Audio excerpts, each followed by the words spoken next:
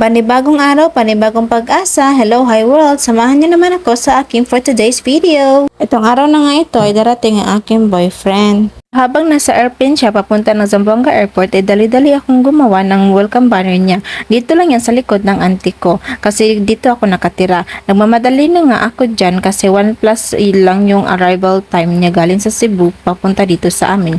Yung materials na ginamit ko dyan, yung parang curtain na blue ay last 2 years pa yan. Surprise virtual birthday ko sa kanya. Yung lettering naman ay ako lang nag-design at pinaprint ko at ako din nag-cut out. Syempre. At pagkatapos nga niyan ay nagmadali na ako maligo at magbihis syempre naman para mabango tayo pag ma-meet natin siya. Nagpasama na nga ako sa kapatid ko. Dinistorbo ko pa talaga siya kasi nagre-review yan siya that time. Ayun, pumayag naman. Buti naman. Habang nasa daan kami papunta ay nakita ko ang sinasakyan niyang airplane. PAL kasi yung binook niya na airline. Kaya nag-video ako kasi feeling ko siya yun doon sa airplane. Kaso mali-mali pala yung video ko kasi nga nasa motor ako niyan. Pagdating namin sa airport ay dali-dali akong tumingin sa phone ko kasi feeling ko dumating na siya at para din ma-update ko siya at sakto naman nag-message siya nandito na daw siya sa Zamboanga Airport. At sinabi niya ang kulay ng suot niya. Habang nag-aantay ako sa kanya sa labas ay kinausap ko agad ang taxi driver. Sabi ni taxi driver 300 daw. Sabi ko ang mahal naman, wala bang mababa dyan? Sabi niya may babayaran daw sila pag dito sa loob ng airport magkuha ng pasero. Sabi ko no, wala bang metro yan? Di ba metro gamit nyo? Sabi niya may choice ka ma'am, metro or wala. Ay sabi ko ay ganun. Kaya nag-decide na lang ako na hindi na mag-metro.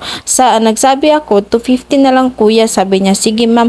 Hindi ko sinabi na foreigner yung kasama ko kasi alams na.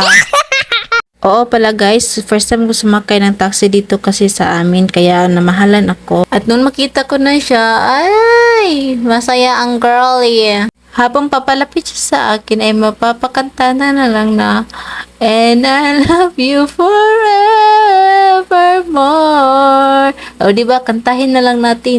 Charot-charot lang, oy. Hag-hag lang muna, charot. Iting hanggang langit, boy. At pagkatapos ganyan guys, ay pumasok na kami sa taxi at nagpicture kami dyan kasi ang saya-saya niya. At dumating na kami dito sa bahay. Fast forward tayo na. Ayan. Nuhat na niya yung maleta niya kasi ang bigat naman kasi day. Kasi nga, friendly siya. Nakipag-shake basta sa driver. O nga, pumasok na siya sa gate at sinabi niya sa akin, ito yung nakikita niya sa mga video calls namin. Pagpasok niya ay sakto naman, lumabas din yung auntie ko galing kwarto at nag-usap sila saglit at pinasok na namin yung mga gamit niya sa kwarto. Habang nagkakape yan siya at nagpapahinga ay inopen ko na din yung dala niyang mga gamit. Abangan ang part 2. Follow, like, and share.